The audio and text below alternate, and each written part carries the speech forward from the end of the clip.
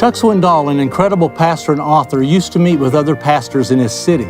They had 7 questions that they would challenge each other with periodically. 1, have you been with a woman anywhere this past week that might be seen as compromising? 2, have any of your financial dealings lacked integrity? 3, have you exposed yourself to any sexually explicit material? 4, have you spent adequate time in Bible study and prayer? 5, have you given priority time to your family? 6, have you fulfilled the mandates of your calling? 7, have you just lied to me about any of the first 6? The idea of accountability is applauded. The practice of accountability is neglected. It is really good to have people in your life that love you enough to ask you the hard questions.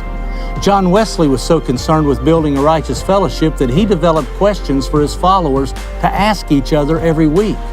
Today, even the idea of such a thing would horrify many churchgoers. That would be too invasive. Reminds me of a line from an old sitcom. What you talking about, Willis? But it is godly wisdom to have people in your life that love you enough to ask the hard questions, not to build a future case against you, but who would love you enough to help you guard your heart. Most Christ followers really do want to become more like Jesus.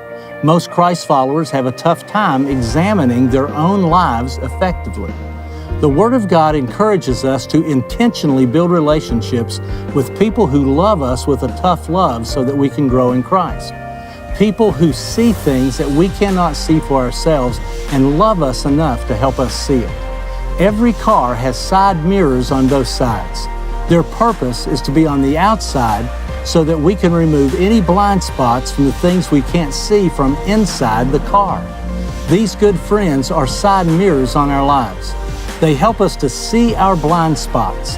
They reflect back to us things we can't see for ourselves from the inside. Be intentional. Find friends like that. Be a friend like that. Just a thought.